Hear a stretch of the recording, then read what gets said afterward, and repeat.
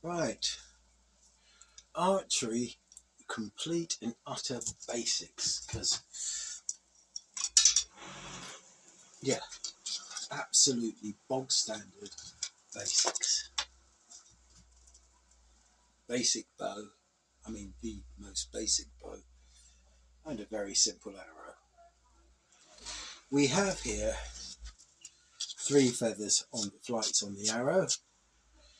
When you load it onto the bow, you load with the cock flight up, and you can do a 3-finger draw, 3-finger split draw like that, which is a very standard way of doing it.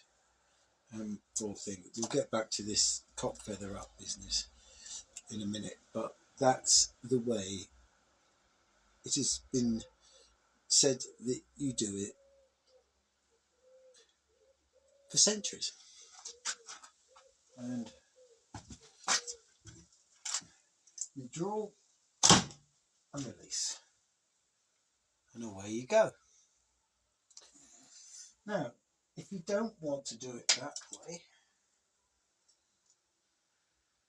you can always do it this way. Now, this is on this side of the bow, whereas the last one was on the other side of the bow. So to draw, instead of going like that, we go like that. I'll just get this in there because it's good. So I've got hold of the arrow, so the draw hand is keeping the arrow under control on this one, whereas the arrow was just on the other side. It wasn't kept under control by the hand. It was just you just pulled the string. But I've got a very, very, very, very small knock on this arrow. If you have a look at that arrow there, the knock on that is incredibly small.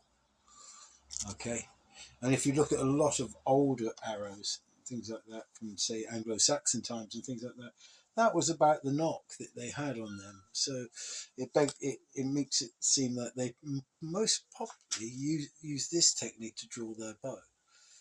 Okay, and I'll go back why I think they might have to use this technique to draw their bow, apart from the fact that the arrows sort of like suit it more, apart from the fact that the artworks seem to imply that something like this was going on, because instead of shooting off at this side of the bow, they seem to be shooting off at this side of the bow over the thumb knuckle and not the finger knuckles. Okay, so, and I'll show you how this works now. Okay, you just lift it up and you draw and pull, and away you go. That's 2 different ways of drawing your bow. Meanwhile, American Indians and other groups like that, these are the only ones we know, had other techniques. And if you go back to when you were really kids and things like that, this is the way that if you give somebody a bow and arrow who hasn't shot a bow and arrow before, will shoot. I mean, it's with an arrow without a knock.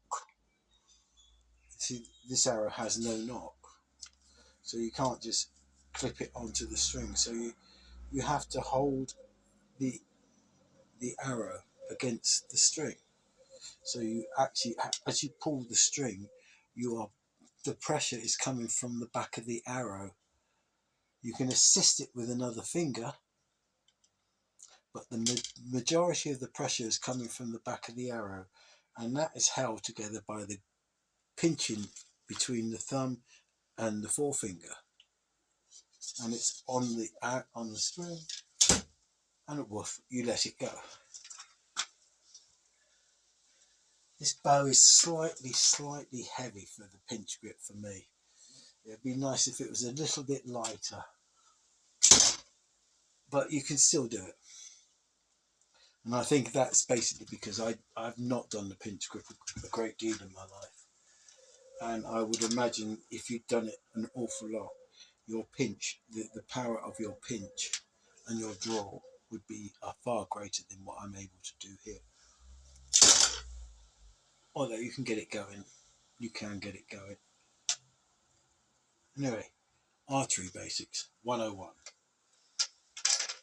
Drawing the bow. Your choice.